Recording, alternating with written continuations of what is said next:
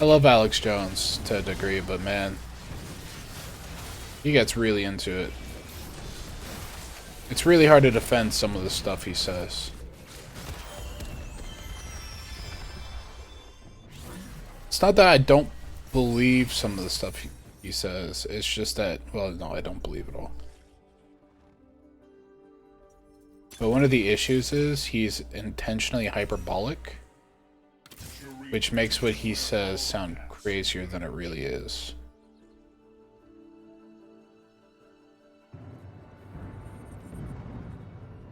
Yeah. I don't think Alex Jones is this satanic devil worshiper they make him out to be, though. Like, they really want you to believe he is, and it's like, nah, he's just some weird ass dude, man.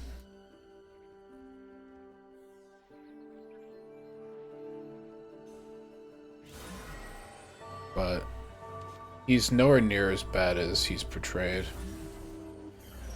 Or at least I don't think he is. But like the prime example of him saying something hyperbolic and then like people taking it as a joke even though it's actually true was the whole gay frogs thing. Right? But it wasn't gay frogs. The chemicals we put into water does in one lake turn male frogs into female frogs. So he wasn't wrong, it's just he was so hyperbolic it was taken as a joke.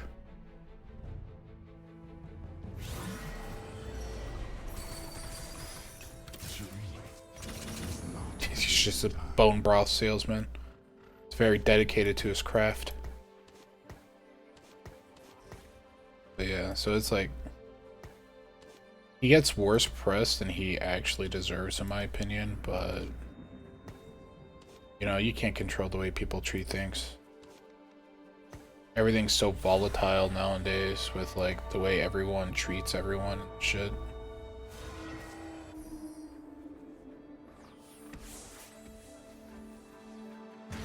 No, it's even worse. So basically for the frogs that are introduced to the hormone in this like waste dumping site, the hormones cause their bodies to go from producing male eggs to basically producing female eggs. Therefore, it's kind of like the shit that's in the water is doing like forced sex change on frogs. Which is pretty freaky deaky if you ask me. But not really much you can do about it. Plus, the press makes you look like a crazy person if you even talk about it, right? Because heaven forbid you like read something and then you create an opinion based on it.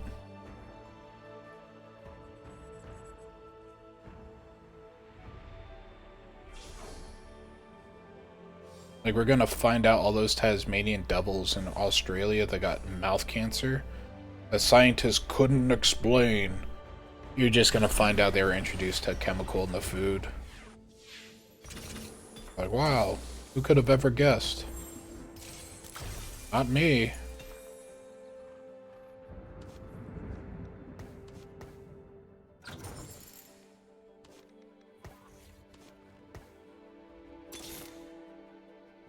Okay.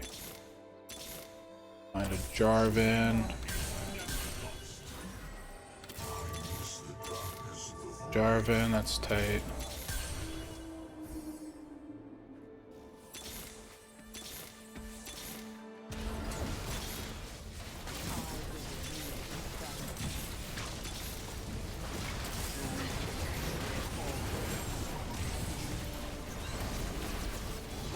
Yeah, I'm gonna get my ass pounded right here. I can feel it. Not in my ass, but in the pounding.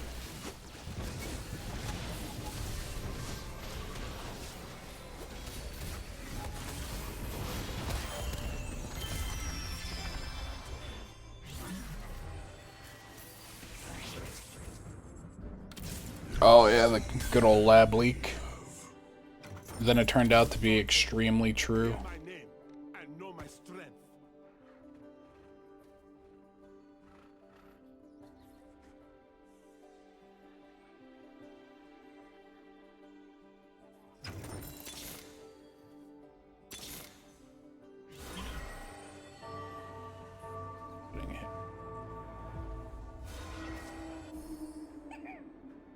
No, I'm not putting him in. Can't fit anymore.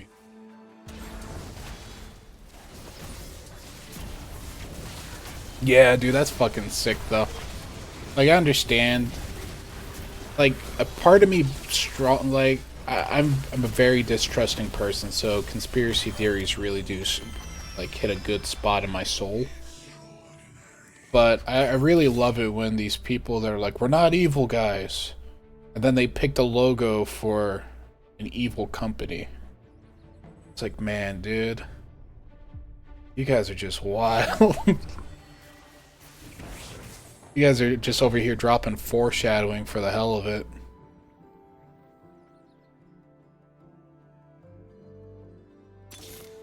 It's like that whole Pizzagate thing. Now, I'm not saying Pizzagate's real, right? Although I do believe it's real to a degree. But during that whole Pizzagate thing, that fucking shop that people were convinced was like a front for Pizzagate, like, they found like a whole street was just filled with stores that were using the pedophile insignias, which is pretty wild. But yeah, it's like, how do you explain that, guys? How do you explain? Like, why would you make that a thing? First off.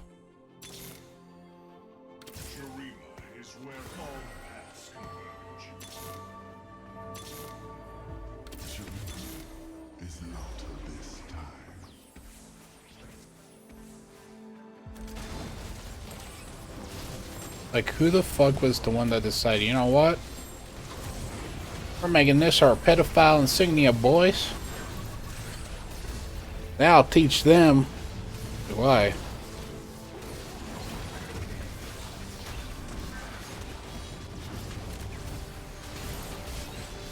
Or the fact that one of the biggest hedge funds in the world, one of the biggest hedge funds in the world, who also illegally operates as a market maker, every single like third party, what's it called? They have like third party. Wait, that's the wrong one. Fuck. What are they called? I don't remember. I got boomer brain, even though I'm not a boomer. Hard to explain.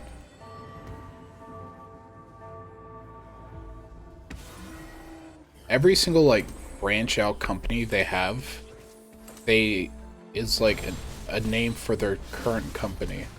So they'll be like Citadel, and then it'll be Citadel in French. This one's an anagram for Citadel, and this one's Spanish for Citadel. It's like BlackRock has an alternative company called like Blackstone. That conspiracy theory shit though. Oh man. It hits me in the spot.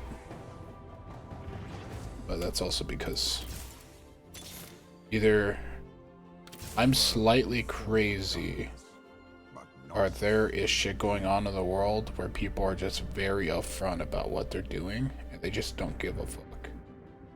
The ways. The ways.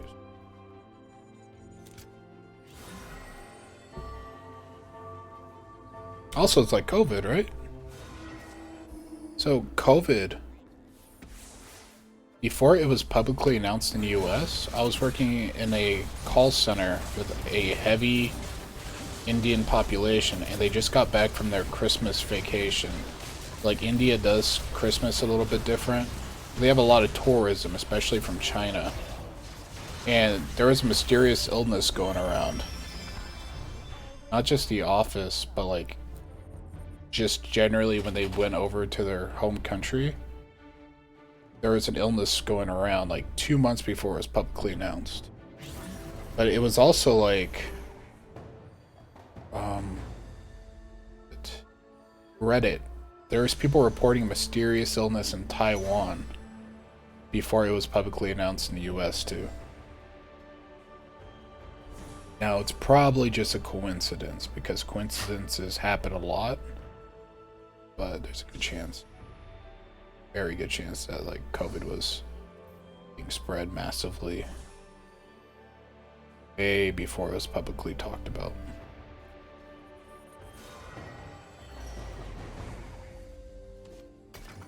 The master, now and forever. Battle, yes. Actually, I need it.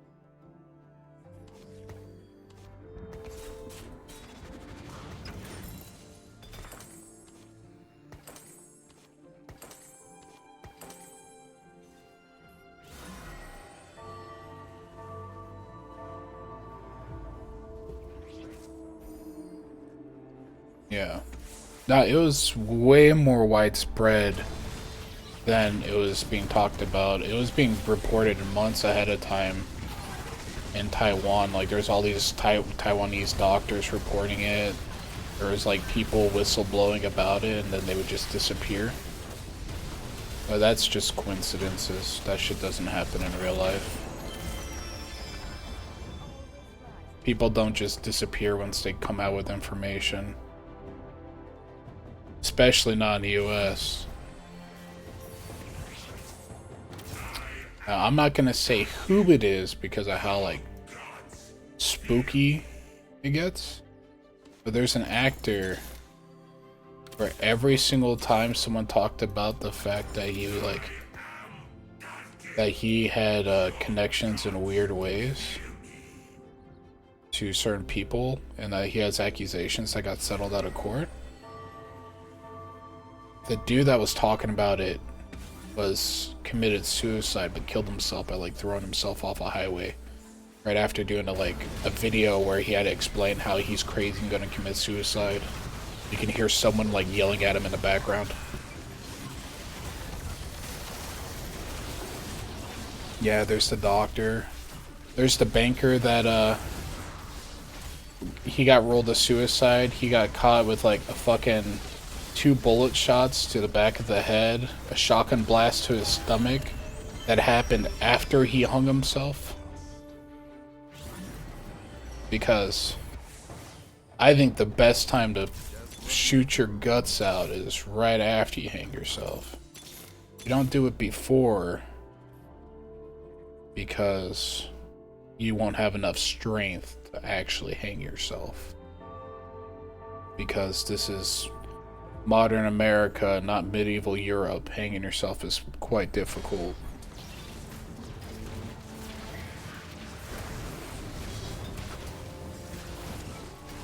Yeah, I'm not going to say the name of that actor, but I'll say that he is in a lot of child-friendly movies.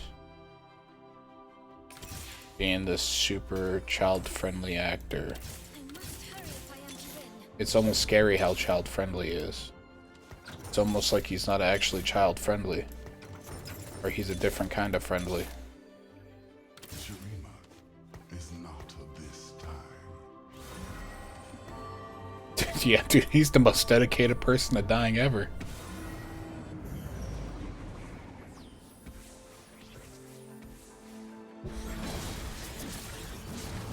Okay, yeah, you know who it is. It's Tom Tanks. You know? The most famous of the Thomas Tank Engines.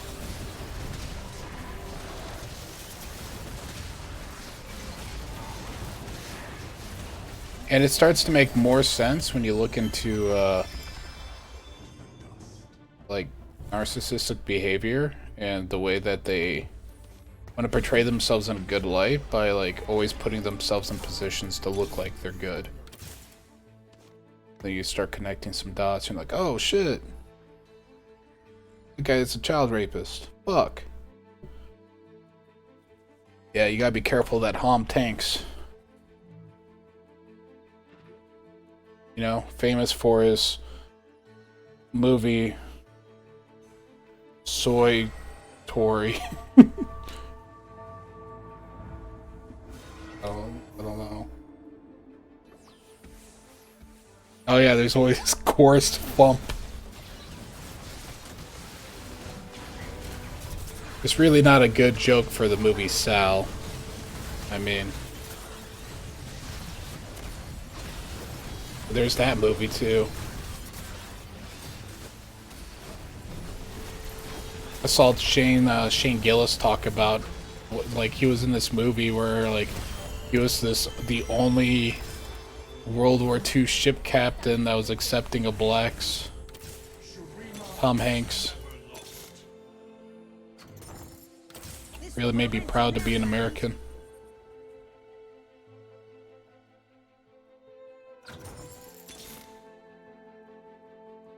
Yeah, because at least I know I'm free.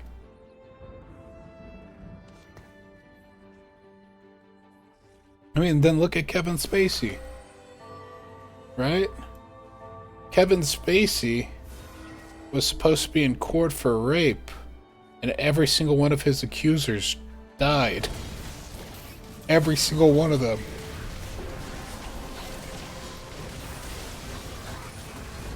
There's coincidences, and then there's every accuser dying.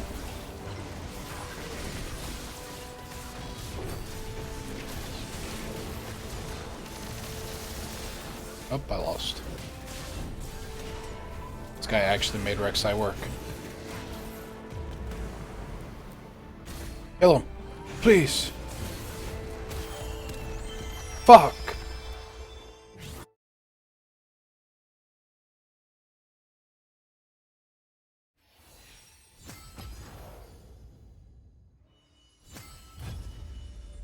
Yeah, sometimes court gets me stressed out and I wake up with a bullet in the back of my brain.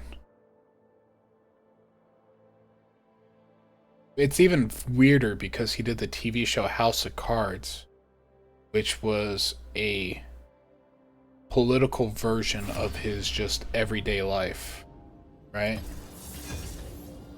And then after he got, I think he got acquitted because none of his accusers showed up to court for some reason. But yeah, he got acquitted, and then he did a movie where he was like this just regular everyday guy that was also an assassin. Strange how that worked out.